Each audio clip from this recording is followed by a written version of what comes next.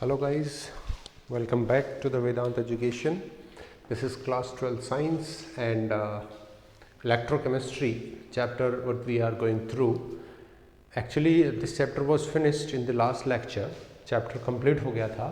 तो आज का जो लेक्चर है इस चैप्टर को वाइंड अप करने का और थोड़ा सा रिकैप प्लस प्रॉब्लम्स जो है कि किस टाइप की प्रॉब्लम आपके आ सकती है, किस टाइप से क्वेश्चन पूछ सकता है, कुछ एग्जांपल्स उस चीज़ के अपन करेंगे इस चैप्टर में. ठीक है.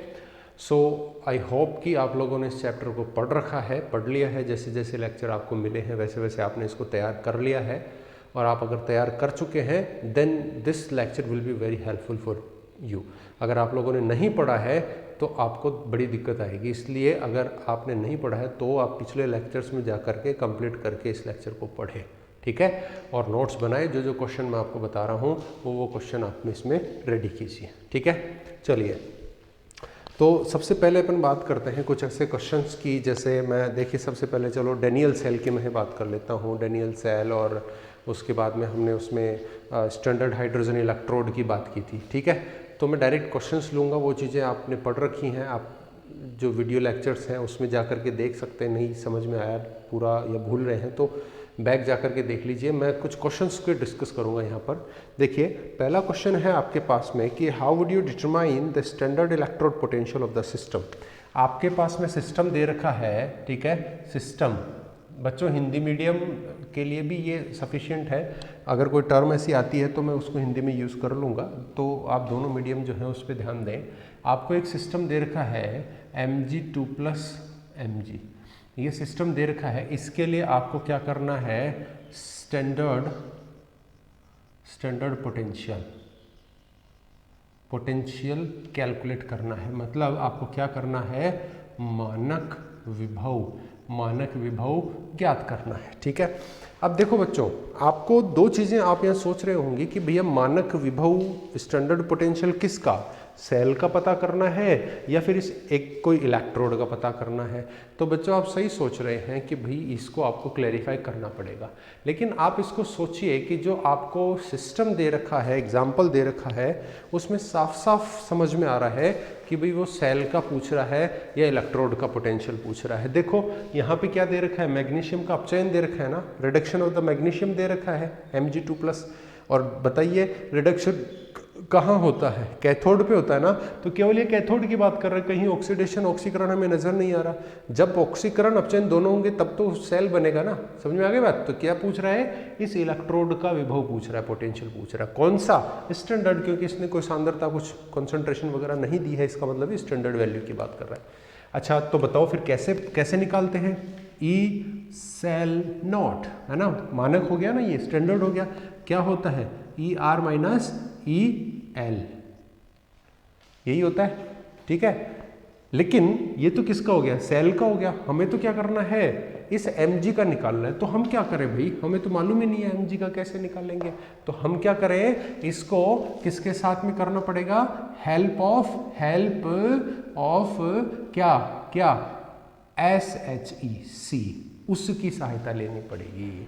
क्यों, क्योंकि बच्चों हमने पढ़ा था कि किसी भी इलेक्ट्रोड की अकेले का विभव पोटेंशियल ज्ञात करना मुश्किल है, नहीं किया जा सकता. तो हमें क्या करना पड़ेगा, उसके साथ में एक स्टैंडर्ड पोटेंशियल वाला इलेक्ट्रोड लगाएंगे, Mg को लगाएंगे, दोनों को लगाया तो स्टैंडर्ड पूरा सेल बन गया. अब उस सेल का विभव देख लेंगे और इस फॉर्मूले से चेक कर लेंगे. बताओ स्टैंडर्ड वाला कौन सा था, SHE, स्टैंडर्ड हाइड्रोजन इलेक्ट्रोड, मानक हाइड्रोजन इलेक्ट्रोड हमने इसमें काम में लेना है. अच्छा ठीक है भाई, हम मानक हाइड्रोजन इलेक्ट्रोड काम में ले लेंगे. ठीक है. तो अब उसके लिए हमें ये देखना है कि भाई जो आपके पास मैग्नीशियम है, ठीक है, उसका मैं विभव आपको बता देता हूँ. उसका विभव जो होता है ना, इसका विभव कितना होता है, पोटेंशियल कितना होता है, -2.36 इलेक्ट्रॉन वोल्ट होता है. कितना हो गया, -2.36 इलेक्ट्रॉन वोल्ट होता है मैग्नीशियम का विभव. ये आपको एक आइडिया के लिए मैंने बता दिया है. तो आप क्या करोगे बच्चों, आप देखिए इसका कितना होता है, 0.00 होता है ना, SHE का 0.00 होता है. तो SHE को क्या करोगे, आप कैथोड बना दोगे. ये तो हो गया SHE. ठीक है. ये हो गया मैग्नीशियम वाला, Mg का इलेक्ट्रोड एनोड. ये हो गया कैथोड. जोड़ दो वोल्टमीटर से होते हुए. ठीक है क्या, समझ में आ गई बात। अब देखो ई सेल, अब ये जो वोल्टमीटर की रीडिंग आएगी ना वो किसका पोटेंशियल होगा, इस मैग्नीशियम का, क्योंकि वोल्टमीटर क्या करता है, दोनों इलेक्ट्रोड के पोटेंशियल का डिफरेंस बताता है ना, दोनों इलेक्ट्रोडों के विभव का अंतर ही तो बताता है वोल्टमीटर, विभव अंतर ही तो बताता है। समझ में आ रही है बात। तो क्या होगा कि भैया इसका तो जीरो है, हमें मालूम है, इसका हाइड्रोजन वाले का तो जो भी ये अंतर आएगा वो किसका आएगा, मैग्नीशियम का आएगा ना। अगर ये रीडिंग दे रहा है 2.36 रीडिंग दे रहा है तो इसका मतलब हमें क्या समझ में आ रहा है कि वो पूरा विभव किसका है, मैग्नीशियम का, क्योंकि इसका तो जीरो है, ये अंतर ही तो निकाल रहा है दोनों के बीच में। तो हम ये क्या करेंगे, ये तो इक्वल्स टू, देखो इसकी जो रीडिंग आएगी वो आएगी 2.36, ठीक है ना। ये क्या है, वोल्ट मीटर रीडिंग, ठीक है ना। अब ई आर राइट साइड में कौन है, एस एच ई 0.00, ठीक है क्या, माइनस एक्स, देखो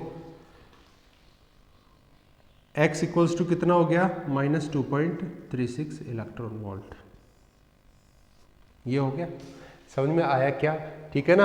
अब देखो, अब एक्चुअली आपको ये बोलेगा कि भैया ये जो इलेक्ट्रोड है ये एक प्रैक्टिकल चीज़ है, ध्यान देना। अब आपके दिमाग में ये आ रहा होगा कि सर जब यहाँ विभव नहीं हो तो हम क्या करें। तो बच्चों यहाँ ध्यान दीजिए कि एक प्रैक्टिकल वैल्यू है, आप अगर प्रैक्टिकल कर रहे हैं तो आप ये काम कर सकते हैं, अदरवाइज आप नहीं कर पाएंगे, है ना। क्योंकि अगर इसका विभव ही नहीं मालूम होगा तो फिर हम यहाँ क्या रख पाएंगे, ठीक है, सेल का वोल्टमीटर की रीडिंग क्या रख पाएंगे, नहीं रख पाएंगे, तो फिर काम ही नहीं होगा आगे। समझ में आ रही है ना बात आपको, ठीक है।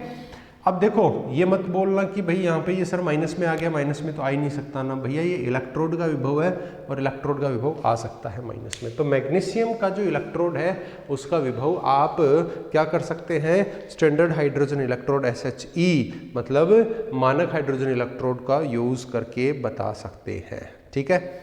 चलो अच्छा, मैं आपसे अगर पूछूं कि भैया जिंक का पोर्ट है, एक है जिंक का बर्तन है, ये जिंक का बर्तन है, क्या इसमें आप CuSO4 भर सकते हैं क्या, ध्यान देना, दिस इज क्वेश्चन नंबर 2। बताओ CuSO4 कॉपर सल्फेट का विलयन क्या हम जिंक के पोर्ट में, जिंक के बर्तन में भर सकते हैं क्या, सोचो जरा, सोचो सोचो सोचो, बताओ भाई। हमें कौन मना करेगा, उठाया बर्तन और डाल दिया कॉपर सल्फेट है, हमें कौन रोक सकता है, नहीं बच्चों, हमें डालने से कोई नहीं रोकेगा, सॉल्यूशन को उसमें डाल दिया, यस कोई नहीं रोक रहा है, लेकिन उसमें जो रिएक्शन होगी ना उसकी वजह से वो सॉल्यूशन थोड़ी देर में खराब हो जाएगा, इसलिए हम उसमें उसको यूज नहीं कर सकते। क्यों नहीं कर सकते, ध्यान देना।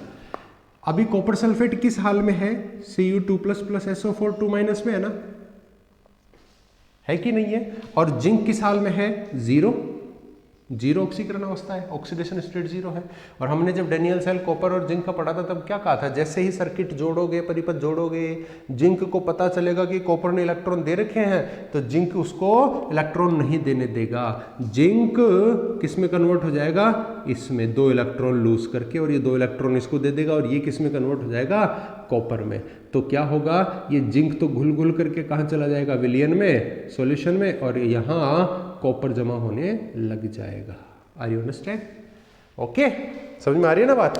क्यों है ये सब, क्यों हो रहा है, क्योंकि इसका पोटेंशियल क्या होता है, कम होता है 7,6, और जिसका पोटेंशियल कम है उसका क्या होता है, ऑक्सीडेशन, इसका ऑक्सीकरण होगा और इसका अपचयन हो जाएगा, रिडक्शन हो जाएगा, सो ऑन। हम क्या कहेंगे कि भाई कॉपर सल्फेट को इसमें नहीं डाल सकते due to oxidation reduction reactions, ऑक्सीकरण अपचयन अभिक्रिया की वजह से नहीं कर सकते। गेटिंग माई पॉइंट, समझ में आ रही है बात, ठीक है। चलिए अब मैं आपको अगले क्वेश्चन की तरफ लेके चलता हूँ। चलिए देखते हैं कुछ अगले क्वेश्चंस।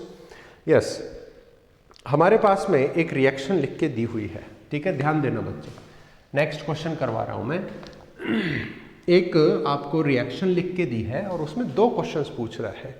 रिएक्शन क्या लिख के दी हुई है कि magnesium solid plus Ag aqueous, इसकी यहाँ सांद्रता भी दे रखी है क्वेश्चन के अंदर, वो है 0.00001 मोलर, ये इसकी सांद्रता दे रखी है।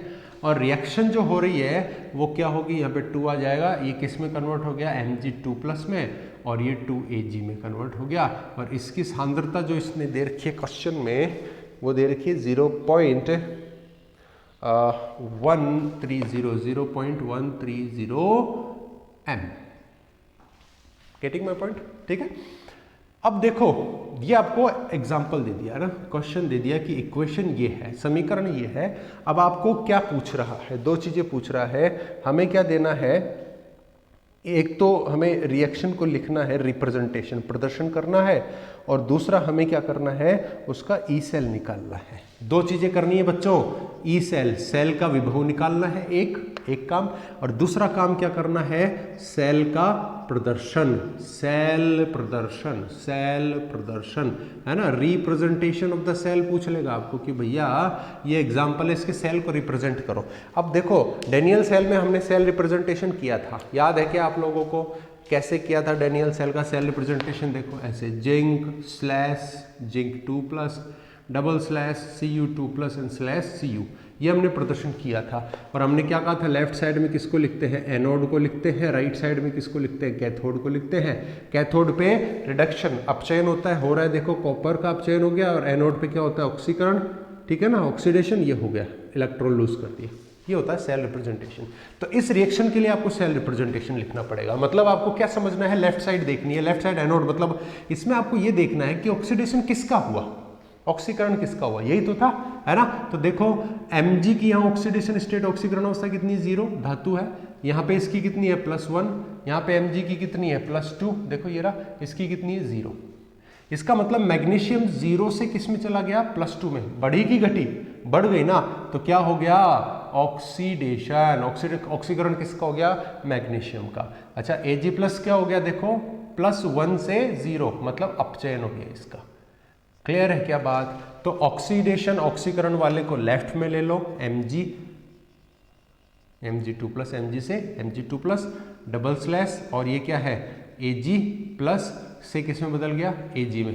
क्या स्टोइकियोमेट्री है? 2। ये लो बच्चों, ये है इसका सेल रिप्रेजेंटेशन, इस सेल का प्रदर्शन है बच्चों, ठीक है। और आप इसकी अगर सांद्रता, कॉन्सेंट्रेशन लिखना चाहो तो Mg2+ की, और इसकी ये वाली लिख सकते हो, यहाँ पे भी दर्शा सकते हो, ठीक है। समझ में आई क्या बात? समझ में आई? होपफुली आपको समझ में आया गया होगा, ठीक है। अब देखो, अब बहुत ही अच्छी चीज, अब आता है हमें ई सेल निकालना है बच्चों। अलर्ट रहना भाई, अब मैं आपको कैलकुलेट करके बता रहा हूँ, ठीक है। अब आप सोचो कि सेल का विभव है, सेल पोटेंशियल कैसे निकालते हैं। एक तो फॉर्मूला हमारे पास ये था कि ई सेल नोट है, मानक सेल विभव क्या करते हैं? ER - EL करके कर देते थे।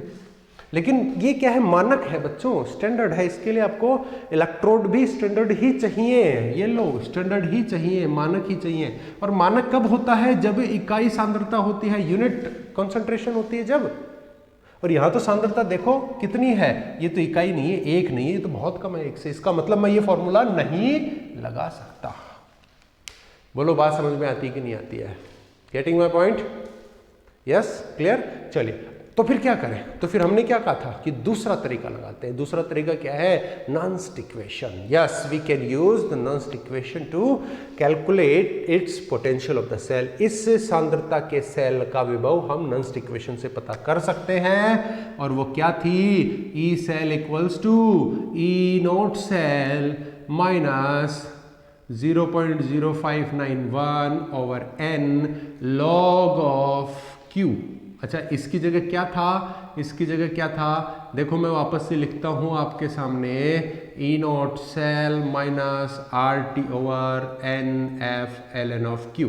यही था क्या बच्चों? इसको हमने सोल्व किया था, सारे मान रखे थे, यहां पे पहुंच गए थे फाइनल। क्लियर है? नॉन्स्ट इक्वेशन है क्या? क्लियर है ना? ये क्या है? स्टैंडर्ड सेल पोटेंशियल है। मानक सेल विभव कैसे निकालते हैं? ऐसे निकालते हैं। देखो इसमें रख लो, इसमें रखो, कैसे होगा? ER राइट साइड में कौन है? इसमें Ag है, सिल्वर। और सिल्वर का मैंने आपको विभव बताया था, कितना था? 0.080, सॉरी 0.80 था, पॉजिटिव का था कि नहीं था, है ना। तो राइट साइड में जो था देखो, ई नोट सेल, मानक विभव कैसे निकलेगा इसका? राइट साइड में क्या है? Ag, और इसका मानक इलेक्ट्रोड विभव कितना होता है? 0.80 माइनस किया, ये वाला माइनस है। लेफ्ट साइड EL क्या है? Mg का कितना होता है? -2.36। ये देखो बच्चों, इधर देखिए, सी ऐसे निकाल लेंगे, क्या निकालेंगे, मानक सेल विभव, स्टैंडर्ड सेल पोटेंशियल। तो माइनस माइनस क्या हो गया प्लस, इन दोनों को एड ऑन करना है तो कितना हो गया, कितना हो गया 3.16 इलेक्ट्रॉन वोल्ट। अगर मानक सेल होता ये वाला, अगर स्टैंडर्ड सेल होता ये वाला, तो उसका ई सेल नोट कितना था 3.16 इलेक्ट्रॉन वोल्ट। ठीक है, ये बात समझ में आ गई आपको, ई नोट सेल समझ में आ गया। ओके, हम बात करते हैं लॉग क्यू की। लॉग क्यू क्या था ये क्वेश्चन, प्रोडक्ट की कॉन्सेंट्रेशन, उत्पाद की कॉन्सेंट्रेशन बटा क्या था, रिएक्टेंट की कॉन्सेंट्रेशन है। तो अब उत्पाद, तो इसके लिए तो हमें रिएक्शन चाहिए, ये रही बच्चों रिएक्शन, मतलब ये क्या है हमारे पास उत्पाद है। देखो Mg2+ की कॉन्सेंट्रेशन गुणा Ag की कॉन्सेंट्रेशन, और जो स्टोइकोमेट्री थी कहाँ ले गए थे, पावर में ले गए थे ना, ये लो लिख दिया। रिएक्टेंट, रिएक्टेंट कौन है, वो Mg की कॉन्सेंट्रेशन डिवाइडेड बाय Ag+ की कॉन्सेंट्रेशन। और बच्चों देखो उसमें स्टोइकोमेट्री 2 है क्या, yes we are having stoichiometry 2 here. समझ में आई क्या बात। अच्छा, उसके बाद में मैंने क्या बोला था कि जिनकी शुद्ध द्रव या फिर ठोस इलेक्ट्रोड, सॉलिड इलेक्ट्रोड या प्योर लिक्विड अगर है तो उसकी यूनिट कितनी मानते हैं, कॉन्सेंट्रेशन, इकाई कितनी, सांद्रता कितनी मानते हैं, 1 यूनिट मानते हैं। तो आप इस, ये देखो ये भी सॉलिड है, ये भी सॉलिड है, इसकी जगह भी 1 किया, इसकी जगह भी 1 किया, तो बचा क्या, लॉग क्यू। क्यू की वैल्यू क्या बची, क्या बची बच्चों, क्यू की वैल्यू क्या बची, लॉग क्यू नहीं है बच्चों, केवल क्यू। क्यू की वैल्यू क्या बची, Mg2। चलिए मैं यहां लिख दूं, यहां लिख देता हूं, ठीक है। तो E cell equals to E not cell minus 0.0591/n। n बताओ, रिएक्शन देखो कितने इलेक्ट्रॉन ट्रांसफर हो रहे हैं, Mg2+, कितने इलेक्ट्रॉन दिए, 2 इलेक्ट्रॉन।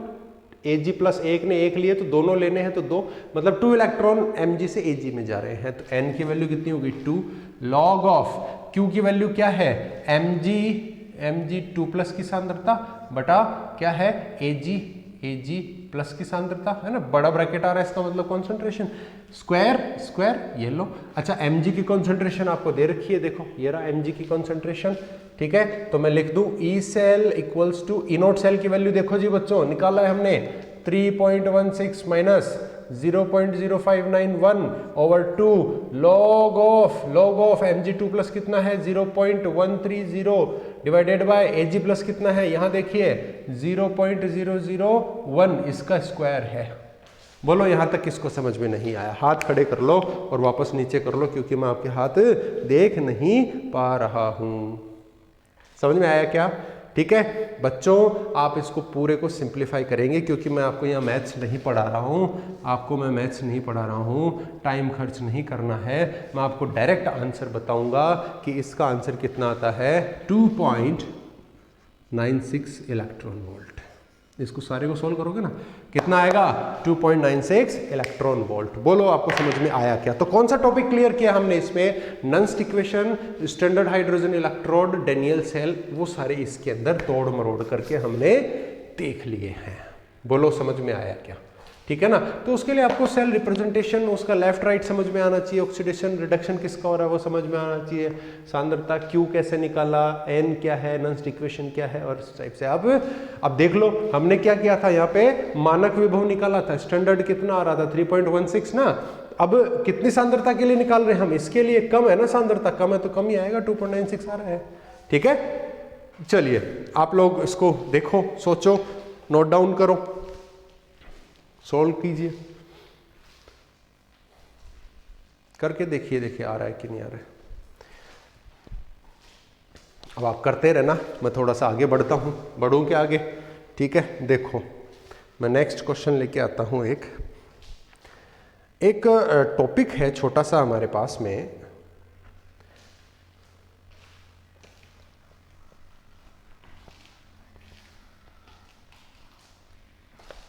अब हम इसमें एक टॉपिक लेके चल रहे हैं कि भैया इक्विलिब्रियम कांस्टेंट जो होता है ना, साम्यावस्था नियतांक और विभव का क्या लफड़ा है, इन दोनों के बीच में क्या रिलेशन, इन फ्यूचर आपके काम में आ जाए, ये कहीं देखने को मिलता है आपको, तो डोंट वरी, हम उस चीज़ को कर रहे हैं। देखो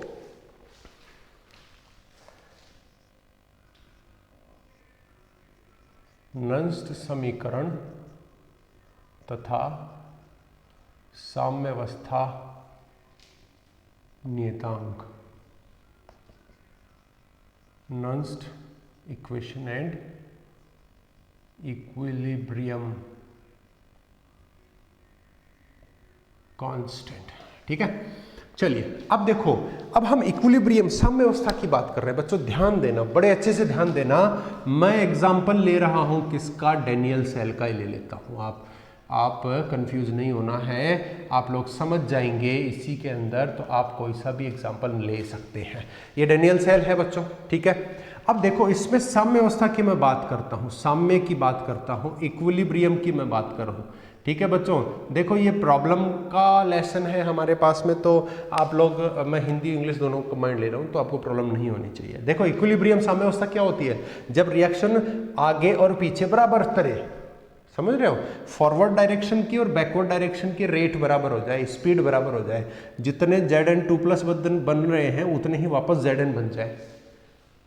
समझ में आ रही क्या बात, ऑक्सीकरण अपचयन, ऑक्सीडेशन रिडक्शन बराबर रेट हो जाए उसकी, तो बच्चों उस रिएक्शन को हम क्या बोलते हैं, इक्विलिब्रियम, साम्य बोलते हैं।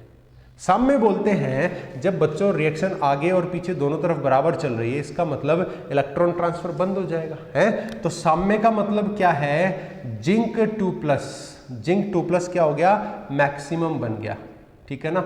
इसके ज्यादा Zn2+ नहीं बन रहा क्योंकि साम्य पे रिएक्शन रुक जाती है, ठीक है। Cu2+ का अपचयन मैक्सिमम हो गया, अधिकतम उसका रिडक्शन हो गया, और वोल्टेज कितना आ रहा है सेल का, बताओ कितना आएगा, सोचो सोचो सोचो सोचो। वोल्टमीटर में रीडिंग क्या आएगी, अरे 0 आएगी ना, क्योंकि साम्य अगर है तो रिएक्शन ही नहीं हो रही है, रिएक्शन ही रुक गई है। रिएक्शन रुक गई तो वोल्टमीटर कहां से करंट लेके आएगा, घर से थोड़ी लाएगा खुद की, ये रिएक्शन होगी तभी तो करंट आएगा, तभी तो वही दिखाएगा।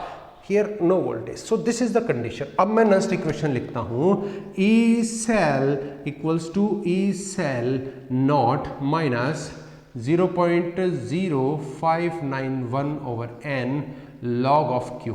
बोलो बच्चों यही है कि नहीं है, ये आपके पास नस्ट इक्वेशन है। अब आप ये देखिए कि आपके पास जो अभी हमने कंडीशन रखी है, क्या कंडीशन रखी है कि भाई जो इक्विलिब्रियम आ गया है, ठीक है, इक्विलिब्रियम साम्यावस्था जो आ गई है, उस साम्यावस्था पे क्या ये जो सेल है उसमें से कोई वैल्यू आपको समझ में आ रही है। देखो ई नोट सेल या ई सेल कुछ आपको समझ में आ रहा है, ठीक है। अगर साम्यावस्था होती है, अगर साम्यावस्था होती है एट इक्विलिब्रियम, अगर इक्विलिब्रियम आता है तो ई सेल क्या हो जाएगा, 0 होगा कि नहीं होगा।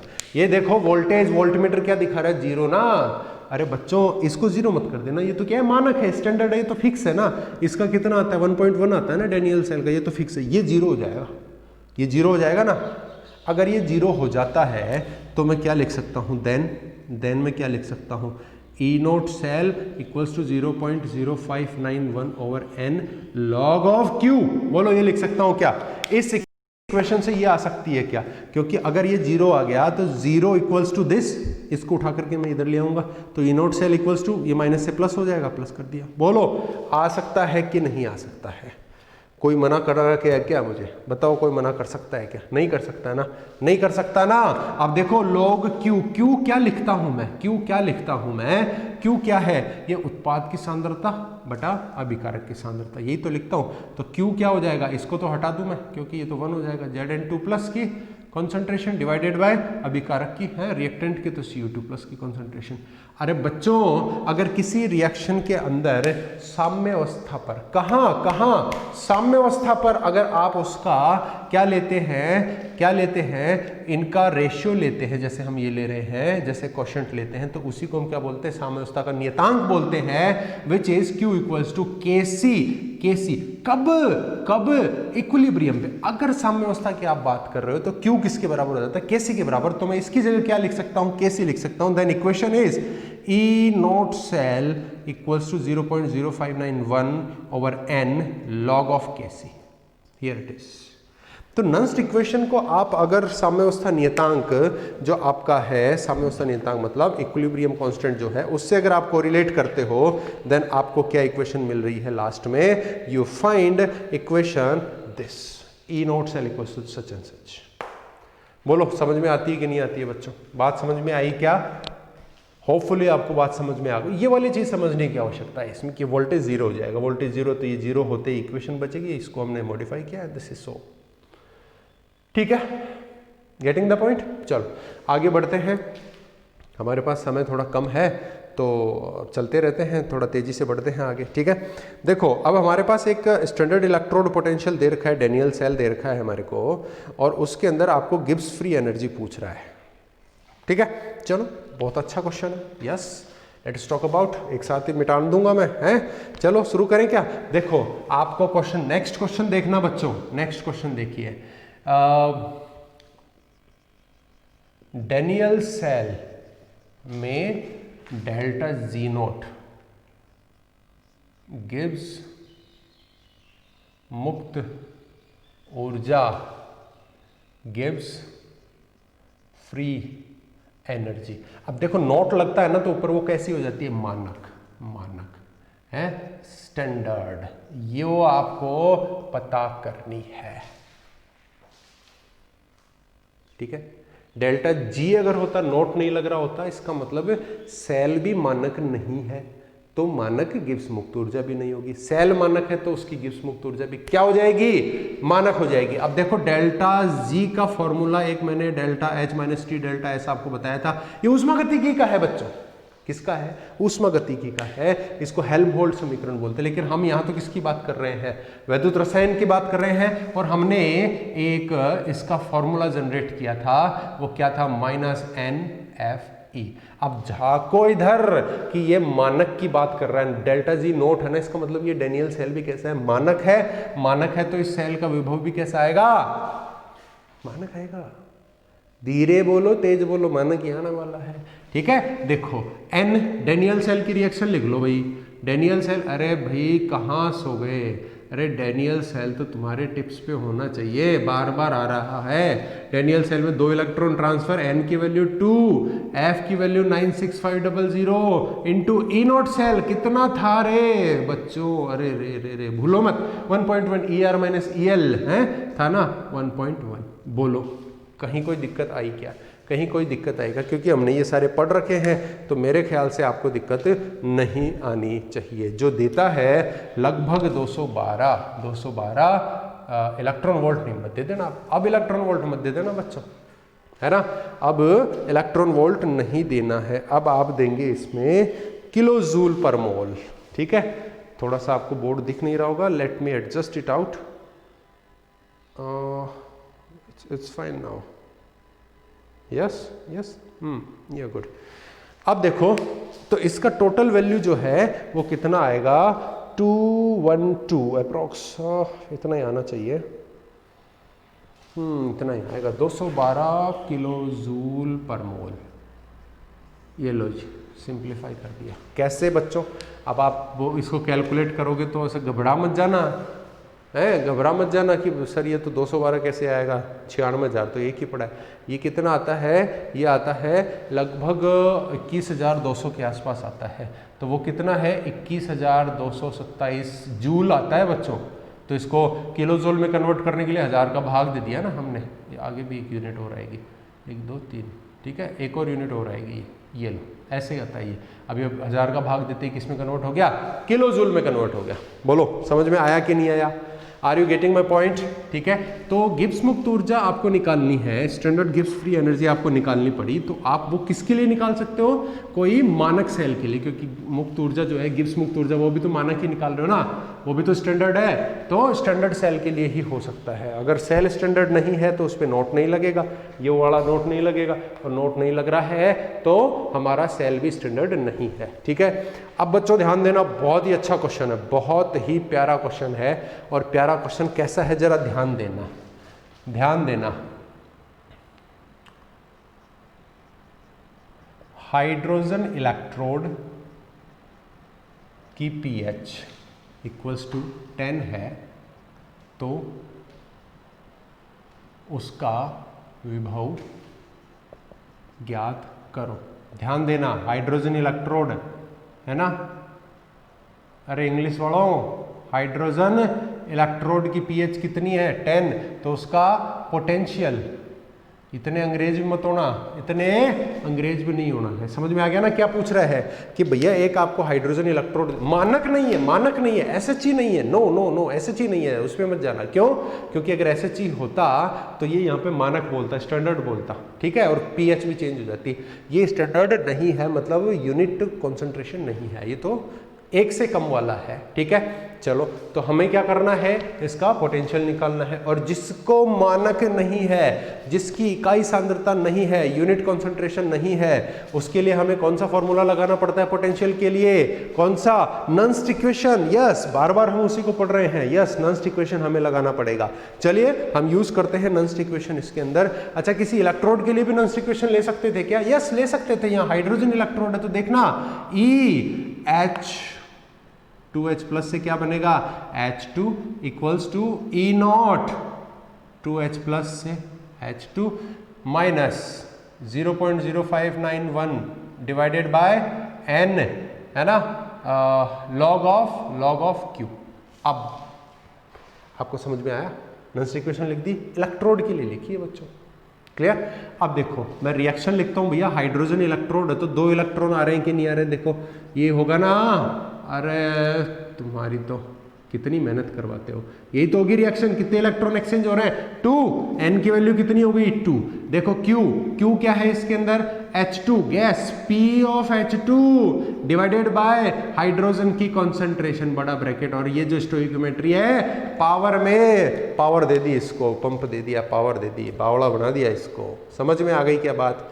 क्या आप लोगों को बात समझ में आती है? यस, यस और नॉट? यस, ठीक है, yes, let it go on. देखो Q की वैल्यू हमें मिल गई है, ओके, N की वैल्यू हमें मिल गई है, ठीक है, लेकिन जैसे ही आप Q की वैल्यू को यहाँ लिखते हो तो पंगा होता है। क्या पंगा होता है? E2H प्लस H2 इस इलेक्ट्रोड का है इक्वल्स टू E0 सेल। बताओ ये मानक अगर है, या नोट लगाया ना तो मानक है, कौन सा? हाइड्रोजन इलेक्ट्रोड, मानक हाइड्रोजन इलेक्ट्रोड, SHE।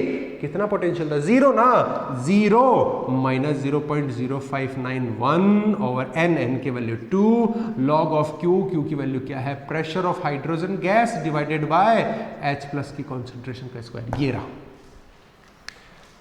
बोलो अभी तक कोई दिक्कत? अब इस पे ट्विस्ट आएगा। सीरियल चल रहा है, सास भी कभी बहू थी, अब उसमें ट्विस्ट आएगा। अब घूमेगी बात कि सास जब बहू थी तो क्या उस सास की भी सास ने उसकी पिटाई की थी जैसी वो अपनी बहू की कर रही है? यही तो था ना उसमें ट्विस्ट। अब इसका ट्विस्ट देखते हैं कि भैया हमारे पास सारी चीज़ है, 2 चीज़ों की कमी हमें यहाँ पे नज़र आ रही है। 2 चीज़ों की कमी, क्या कमी नज़र आ रही है? एक तो हमें नज़र आ रही है प्रेशर ऑफ हाइड्रोजन, हाइड्रोजन का जो प्रेशर है ना वो हमें नज़र इसमें नहीं आ रहा है। तो भैया अब कहाँ जाएं, किसके पास जाएं, किससे भीख मांगें, ये आप ज़रा इसमें देखें, ठीक है। और एक और चीज़ हमें यहाँ पे कमी खल रही है, वो किसकी खल रही है? इसकी H प्लस की सांद्रता की, कॉन्सेंट्रेशन ऑफ H प्लस। ये तो कहीं नहीं है क्वेश्चन में।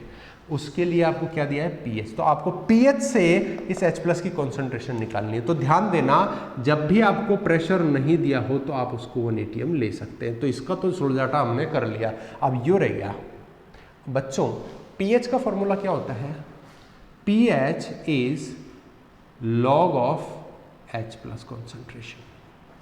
यही होता है कि नहीं होता है? पीएच का फॉर्मूला है, पीएच आपको कितनी दे रखी है? 10। ध्यान देना, log x की log 10 की पावर x की वैल्यू कितनी होती है? x होती है। ठंडे दिमाग से सोचना, log 10 की पावर x है तो उसकी वैल्यू कितनी आएगी? x। यही पावर ही क्या हो जाएगी? उसकी वैल्यू आ जाएगी। इसको x मान लो। क्या मान लिया मैंने? x। समझना, इसको x मान लिया और इसका पूरे का log x की वैल्यू कितनी आ रही है? 10। तो इसका मतलब मैं इसको 10 करके उसकी पावर कितनी कर दूं? 10। समझिए, log 10 की पावर x की वैल्यू x है, मतलब पावर के बराबर है। मतलब ये 10 क्या है? इसकी पावर होनी चाहिए, ये लो। और बेस क्या था? 10, तो इसको कर दो 10। तो इसका मतलब इसकी कॉन्सेंट्रेशन क्या हो गई? 10 की घात -10। क्यों? क्योंकि नेगेटिव लॉग होता है बच्चों। यस, 1/, ठीक है, ये समझ में आई कि ये कहानी आपको समझ में आई कि नहीं आई? बताओ ये कहानी समझ में आई कि नहीं आई? तो इसका मतलब इसकी कॉन्सेंट्रेशन कितनी हो गई? H+ की जगह मुझे क्या रखना पड़ेगा? क्या रखना पड़ेगा? 10 की घात -10। अब आप लगा के देख लो, log 10 की पावर -10 का मतलब क्या हो गया? क्योंकि ये क्या है, बटा में है ना बच्चों, log तो ऊपर ही रहेगा, ये ऐसे है ना, तो इसको आप ऊपर लेके जाओगे तो क्या हो जाएगा? log 10 की पावर 10 हो जाएगा, 10 आगे आ जाएगा, 10 आगे आ गया, log 10 की वैल्यू 1 होती है, तो टोटल कितना गया? 10। वही तो हमारे को क्वेश्चन में दे रखा है कि pH कितनी है? 10 है। इसका मतलब concentration of H+ for pH = 10। अगर pH 10 है तो H+ की कॉन्सेंट्रेशन कितनी हो गई? 10 की घात -10। यहाँ पे हमने कैलकुलेट किया। समझ में आई क्या दादाओ? रखो वैल्यू, प्रेशर 1, H+ की कॉन्सेंट्रेशन ये। अब तो आपको कोई दिक्कत नहीं होनी चाहिए।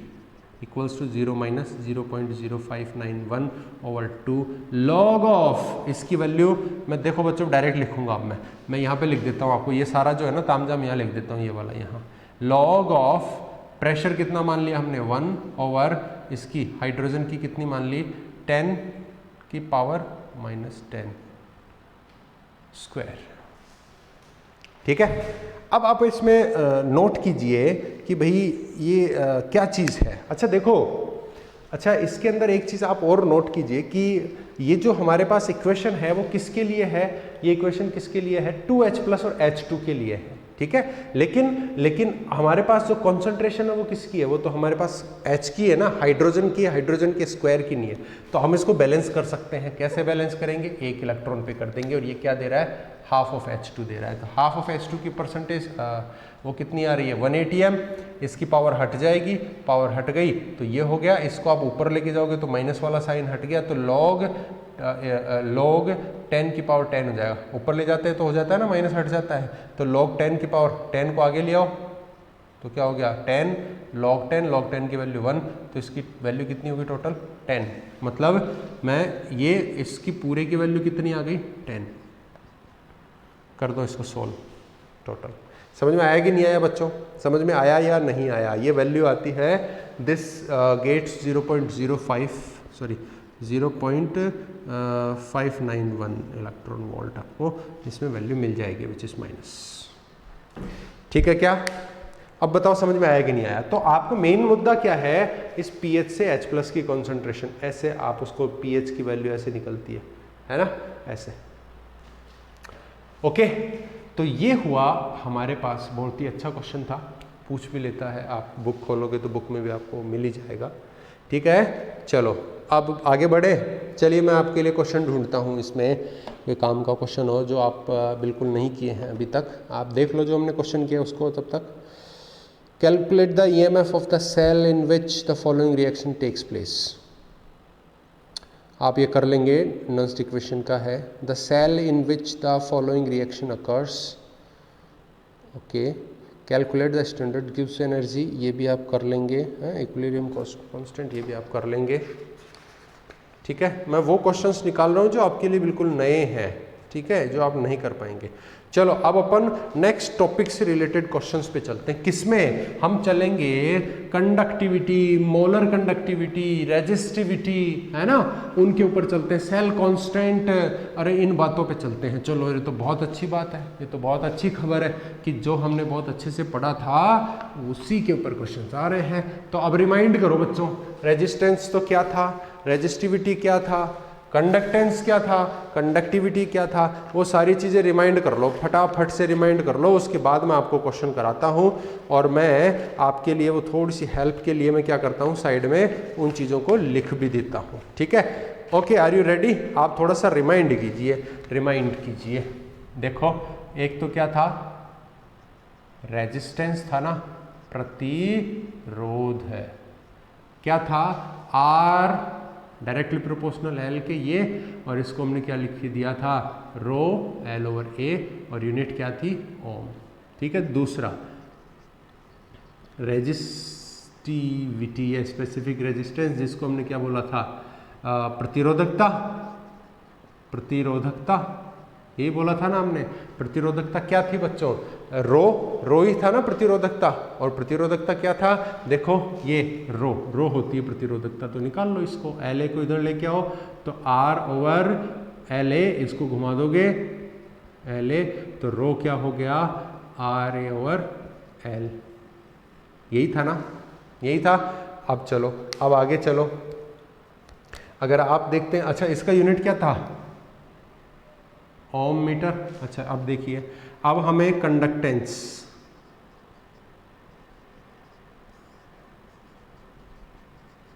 चालकत्व, ठीक है। देखो क्या लिखा था हमने, इसको C से लिखा था या G से लिखा था? हमने G से लिखा था। C से क्यों नहीं लिखा था? क्योंकि आगे चल के कॉन्सेंट्रेशन सांद्रता भी क्या होती है? C से ही आती है, इसलिए हमने इसको G से लिखा था। तो G ये क्या होता है? प्रतिरोध का उल्टा होता है ना। तो प्रतिरोध क्या है? 1/R, और R की वैल्यू हमारे पास क्या आ रही है? 1/ρ/L/A, है ना। इसको अगर आप L/A को ऊपर ले जाएंगे तो C = A/ρL। यही है क्या? अरे यही था क्या बच्चों? रो, R की वैल्यू रखी है हमने, देखिए जरा R की वैल्यू सही रखी है क्या? A/ρL, ठीक है, दिस इज द वे, यही तो है, ठीक है। तो ये हो गया C। अच्छा इसकी इकाई क्या थी? सीमेंस थी एक तो, है ना, सीमेंस थी। और सीमेंस, इसके अलावा हम इसकी इकाई क्या ले सकते हैं? ओम इनवर्स भी ले सकते हैं क्या? बताओ ले सकते हैं कि नहीं ले सकते हैं? क्योंकि ओम किसकी है? रेजिस्टेंस की। वो क्या है? ρLA है। ये उल्टा हो गया ना, A/ρL हो गया ना। तो इसको हम क्या लिख सकते हैं? Ohm inverse. भैया R का उल्टा है तो R की इकाई का उल्टा कर दिया हमने। तो या तो ये हो सकती है, ये हो सकती है, यही था। और लास्ट देखो, चालकता, कंडक्टिविटी। अरे कौन था? सबका पप्पा था ना, कप्पा। अच्छा ये क्या होती है? चालकता किसकी उल्टी होती है? रो की उल्टी होती है। और रो की उल्टी क्या थी? रो क्या है? RA/L, ठीक है ना। तो 1/RA/L है। अच्छा इसको ऊपर ले जाओ तो क्या हो गया? कप्पा, कप्पा पप्पा, क्या L ऊपर चला जाएगा, L/RA। ये क्या है? सेल कांस्टेंट था ना। देखो L/A = X।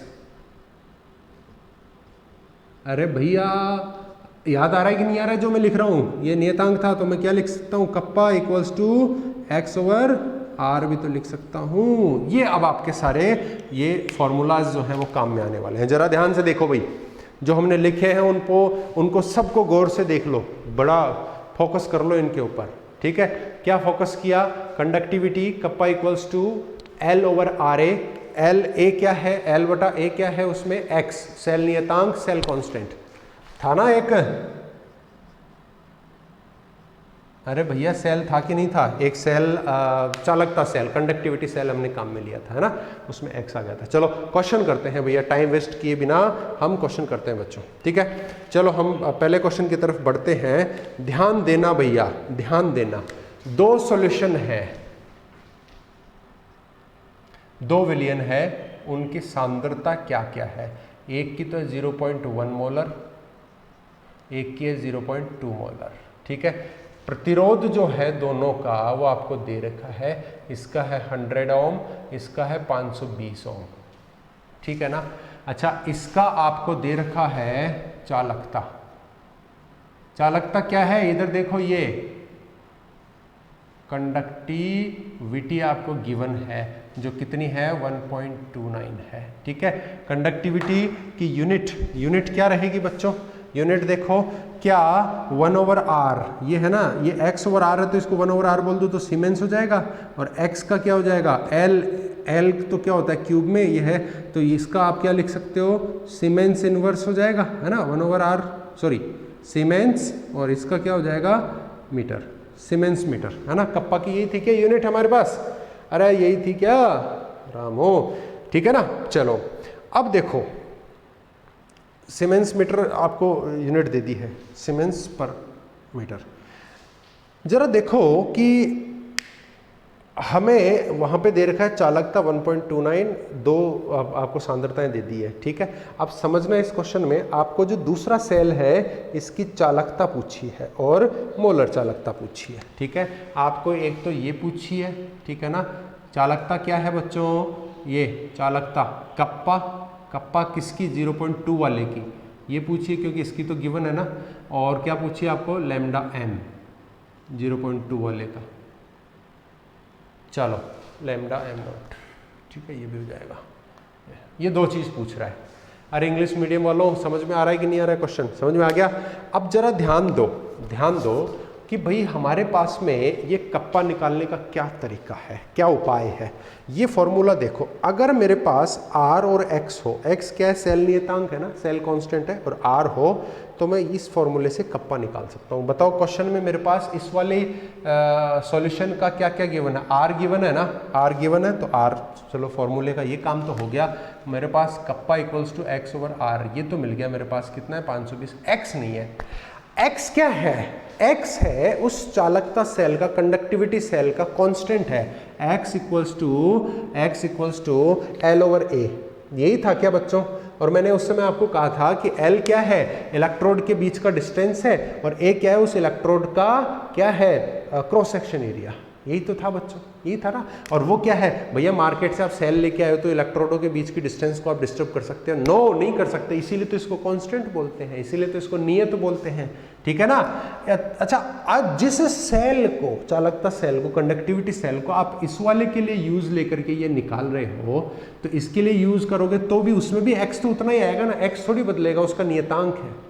मतलब मैं इस पैरामीटर से x निकाल लूं सेल का, तो उस x को इस पैरामीटर में रख करके क्या कर सकता हूं, मैं क्या कर सकता हूं बच्चों, क्या कर सकता हूं, k निकाल सकता हूं। तो देखो 4 0.1 सॉल्यूशन, पहला जो था ना, इसके लिए मैं बात कर रहा हूं, kappa equals to x over r, x क्या है, कप्पा इंटू r, ऐसा ही होगा कि नहीं होगा, x क्या है, सेल नियतांक। अब देखो जरा, चालकता क्या थी इस 0.1 वाले के लिए, ये 1.29 इंटू आर क्या है इसका 100 है कि नहीं है, x इक्वल्स टू क्या हो गया 129। देखो L सेंटीमीटर क्यूब हो गया और ये सेंटीमीटर स्क्वायर, तो ये हो गया सेंटीमीटर। x आया कि नहीं आया, बोलो, समझ में आया या नहीं आया, आया होगा, होपफुली आपको ये समझ में आया होगा, ठीक है। अच्छा, यूनिट ये नहीं लिख सकते बच्चों, यूनिट में गड़बड़ हो गया है, थोड़ा सा यूनिट में गड़बड़ हो रहा है, तो हम ये करते हैं, वैसे तो चलेगा, हाँ,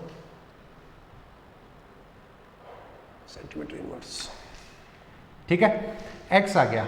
अब मैं देखिए क्या कर रहा हूँ, 4 सॉल्यूशन किसके लिए, 0.2 के लिए। भैया चालकता सेल का हमने x निकाल लिया, जो नियत है, जो फिक्स है, तो कोई सा भी सॉल्यूशन डालो बार बार उसके अंदर, वो कांस्टेंट तो उतना ही रहेगा ना। अब मैं क्या कर रहा हूँ, 0.2 वाले के लिए वही फॉर्मूला लगा रहा हूँ, kappa equals to x over r। मुझे क्या निकालना है, दूसरे वाले का r दे रखा है, कप्पा निकालना है, चालकता कंडक्टिविटी है ना, तो x मुझे आ गया कितना 129, r कितना है 520 है ना, निकाल लो, कैलकुलेट करके बताओ कितना आ गया, 0.248, ठीक है, कितना आया 0.248। बच्चों मेरे पास कैलकुलेशन है डायरेक्ट, इसलिए मैं डायरेक्ट बता रहा हूँ, क्योंकि टाइम खराब होगा, मैं जोड़वा के करूँगा, उसके लिए नहीं बैठे अपन, ठीक है, वो आप खुद कीजिए, ठीक है। समझ में आया क्या, कप्पा समझ में आया क्या, ये सारी डिटेल दे रखी है, तो हमने क्या कर ली, इसकी चालकता निकाल ली है, ठीक है। अब जरा देखो, अब जरा क्या देखना है हमें कि भाई आपको ये और पूछ रहा है, यहाँ पे ये और पूछ रहा है, लैम्डा एम और पूछ रहा है, मोलर चालकता पूछ रहा है। बताओ फॉर्मूला क्या था, लैम्डा एम का फॉर्मूला क्या था, चालकता इंटू 1000, ये था क्या, यस और नॉट, यस और नॉट, यही था ना बच्चों, यही था क्या, यही था क्या, ठीक है क्या। देखो अगर ये आपके पास फॉर्मूला है तो हम क्या करेंगे, इसमें कप्पा की वैल्यू आ गई हमारे पास, ये रही, ठीक है, सांद्रता कितनी दे रखी है, ये दे रखी है, ठीक है, और इंटू 1000 कर देंगे, then the answer will be there, ठीक है। तो आंसर इस टाइप से आपका आ जाएगा। समझ में आ रही है क्या बात, आपको समझ में आ रही है या नहीं आ रही है, आ रही होगी, हाँ, कहीं कोई गड़बड़ तो नहीं कर दी है, नहीं किए, okay, all is okay, all is okay.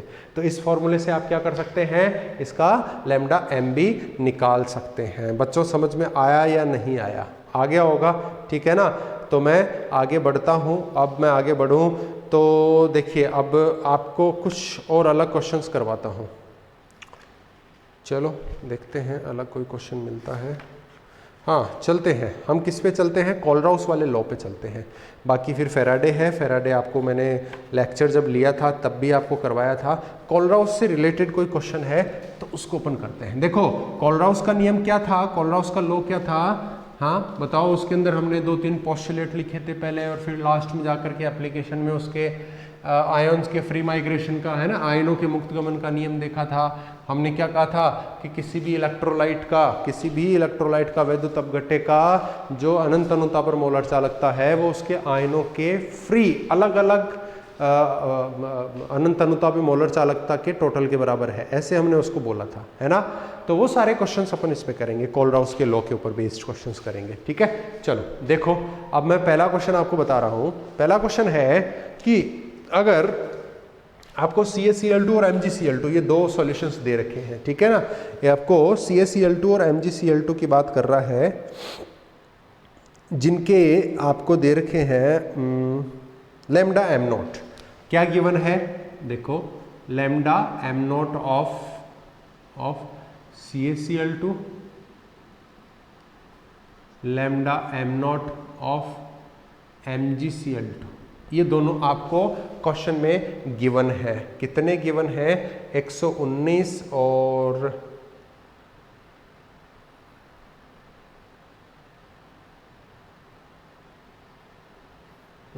Question में थोड़ा अलग दे रखा है आपको बच्चों।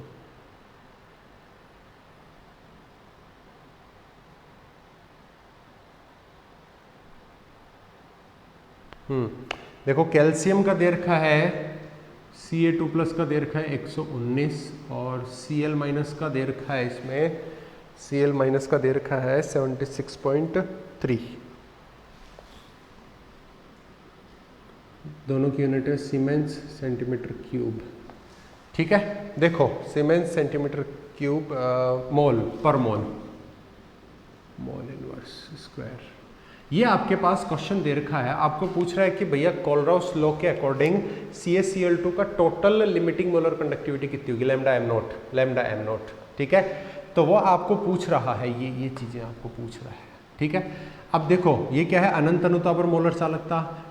कोलराउस ने क्या कहा था कि भैया अनंत अनुता पर मोलर चालकता जो है ना किसी भी वैद्युत अपघट्य की, वो उसके जो आयन है उनके अलग अलग अनंत अनुता पे मोलर चालकता के योग के बराबर होगा। Is it okay, English medium समझ में आ रहा है। तो देखो हमारे पास Ca की वैल्यू कितनी है, इसकी अनंत अनुता पे मोलर चालकता 119 है, Cl की कितनी है 76.3 है। इज इट ओके, सही है क्या, नहीं। यहाँ पे देखो Cl कितने हैं 2 हैं, तो ये क्या कर दिया मैंने 2 से इसको मल्टीप्लाई कर दिया, और कितना आ जाएगा, आप इसको एड ऑन करेंगे तो कितना आ जाएगा, it comes to 71.6,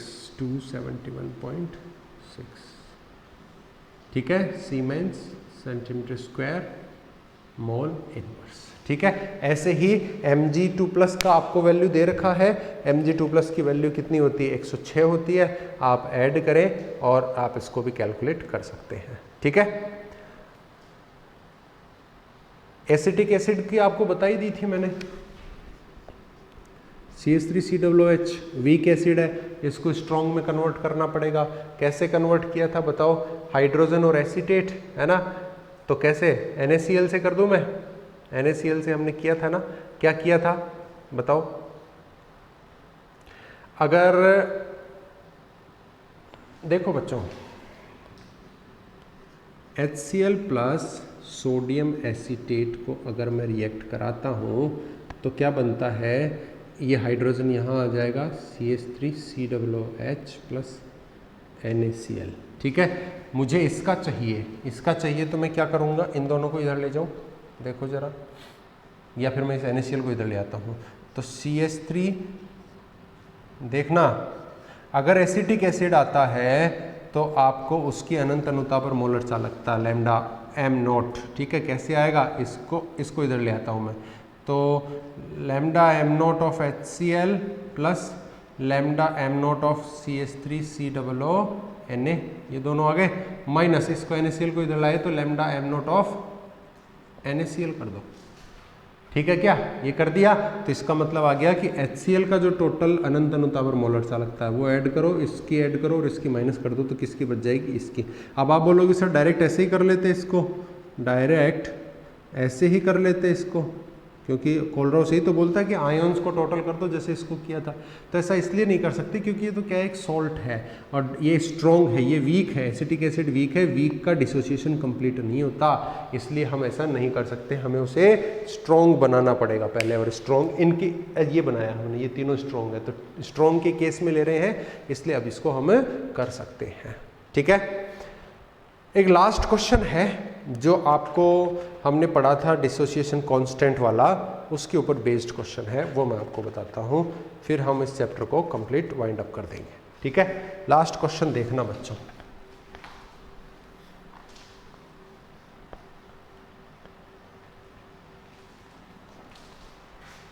dissociation constant अपघटन का नियतांक जो है या अपघटन की मात्रा जो है उसके ऊपर क्वेश्चन है। देखो, मोलर कंडक्टिविटी, मोलर कंडक्टिविटी क्या है, मोलर कंडक्टिविटी को लैम्डा एम लिखते हैं ना बच्चों, कितनी है गिवन है आपको 46.1, ध्यान देना 46.1 सीमेंस सेंटीमीटर स्क्वायर पर मोल। ठीक है, और सांद्रता कितनी दे रखी है, यह है 0.025 मोल पर लीटर। ठीक है, ये दो चीज दे रखी है ना, और मेथेनोइक एसिड,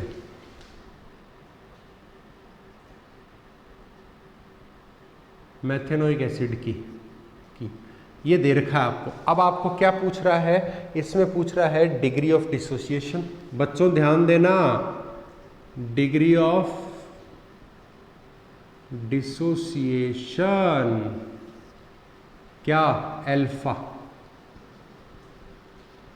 अपघटन की मात्रा, यही तो था बच्चों, है ना, ये पूछा है एक तो, और दूसरा आपको क्या पूछ रहा है इसमें, डिसोसिएशन कांस्टेंट क्या, Ka, अपघटन का नियतांक पूछ रहा है। ठीक है, अब देखो, अब हमें अल्फा निकालना है किसका, इस मेथेनोइक एसिड का निकालना है। ठीक है ना, मेथेनोइक एसिड क्या होता है, HCOOH, यही होता है ना, HCOOH। आपको दो चीज़ें गिवन है, lambda am not of H कितना है, देखो बच्चों ध्यान देना, मेथेनोइक एसिड क्या होता है, ये, इसको डिसोशिएट करोगे, ठीक है ना, इसका अनंत अनुता पर मोलर चालकता और इसकी अनंत अनुता पर मोलर चालकता दोनों आपको दे रखी है।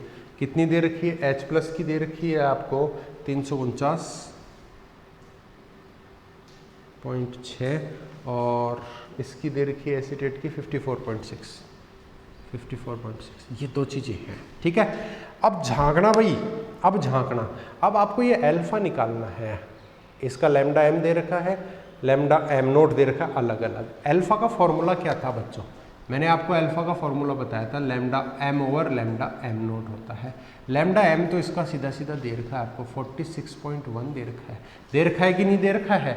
अब हमारे पास लैम्डा एम नोट की प्रॉब्लम आ रही है ये, और हमने कोलराउस के नियम से क्या कहा था कि अलग अलग आयनों का जो लैम्डा एम नोट है ना उसको ऐड कर दो तो टोटल लैम्डा एम नोट हो जाएगा अनंत अनुता पे मोलर चालकता, मतलब इनफाइनाइट डायलेशन पे, जिसको आप क्या बोलते हैं, लिमिटिंग मोलर कंडक्टिविटी। तो ये अलग अलग दे रखा है, इनको ऐड कर दो ना, ऐड कर दो, ऐड करेंगे तो कितना हो जाएगा,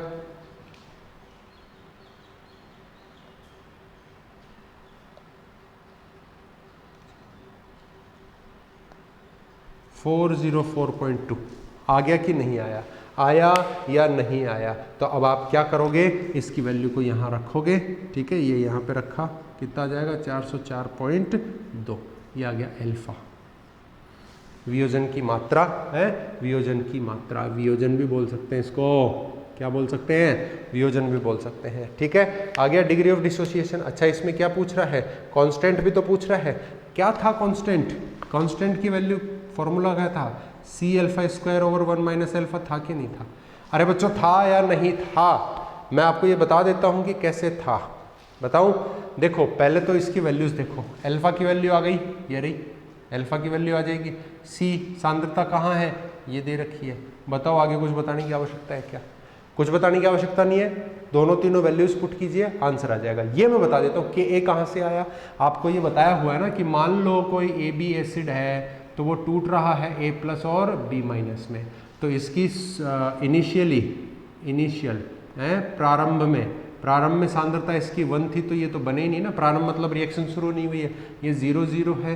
ठीक है, अल्फा डिसोसिएशन के बाद भाई अल्फा अगर वो टूट गया तो क्या हो जाएगा, 1 माइनस अल्फा, ये अल्फा बनेंगे, ये जितना टूटेगा उतने ये बनेंगे, है ना। यदि सी सांद्रता है, अगर उसकी कॉन्सेंट्रेशन कितनी है सी, तो इसको सी से मल्टीप्लाई कर दूं तो सी माइनस सी अल्फा हो जाएगा, ये है ना, ये क्या हो गया सी अल्फा, और ये भी क्या हो गया सी अल्फा। ठीक है, डिसोसिएशन कांस्टेंट क्या होता है, डिसोसिएशन कांस्टेंट क्या होता है, प्रोडक्ट की कॉन्सेंट्रेशंस डिवाइडेड बाय रिएक्टेंट की कॉन्सेंट्रेशन। प्रोडक्ट की कॉन्सेंट्रेशन कितनी है, सी अल्फा गुणा सी अल्फा क्या हो जाएगा, C square alpha square, divided by reactant की कॉन्सेंट्रेशन कितनी है, C minus C alpha. Common ले लो, सी बाहर कॉमन आ गया तो कितना बच गया अंदर, 1 माइनस अल्फा बच जाएगा ना। देखो इसको, इसमें से सी कॉमन ले लूँगा तो इसको मैं कैसे लिख सकता हूँ, ये भी तो लिख सकता हूँ ना इसको। ठीक है, ये हो गया प्रोडक्ट उत्पाद की सांद्रता बटा अभिकारक की सांद्रता। ये क्या है, देखो ये क्या है, सी अल्फा तो सी स्क्वायर अल्फा स्क्वायर। समझ में आ रहा है क्या? ठीक है, देखो इसको इससे कैंसिल कर दिया तो क्या बच गया, K A equals to C alpha square over 1 minus alpha. यही तो लिखा है मैंने यहाँ पे, तो के ए की वैल्यू आपको बताया हुआ है ये सारी चीज़ें पहले से, बस आपको सी कॉन्सेंट्रेशन सी और अल्फा की वैल्यू आपने पुट करनी है, और इसमें से आप के ए भी निकाल सकते हैं, हैंड्स ओवर। ठीक है, तो ये मेरे हिसाब से आपके मैंने सारे क्वेश्चंस करवा दिए हैं, जितना होना चाहिए था, टॉपिक्स मैंने कवर कर लिए हैं। अब फिर भी आपको समझ में नहीं आता है, then I am ready, I am open to you all. आप कभी भी कुछ भी पूछ सकते हैं, कभी भी तो नहीं पूछ सकते, फ़ोन थोड़ी करोगे, नहीं फ़ोन नहीं करना है। नेक्स्ट जब भी अपन मिलेंगे, लाइव चलेंगे, तब आप क्वेश्चंस पूछ सकते हो। आप क्वेश्चंस करिएगा, बुक में अभी बहुत सारे क्वेश्चंस हैं, बुक पे क्वेश्चन है, उनको सोल्व कीजिए, लाइव सेशन में हम उन क्वेश्चंस की बात करेंगे। ठीक है, ओके, चलिए, thank you very much. Nice to meet you, and we'll meet again in the next lecture. Thank you very much.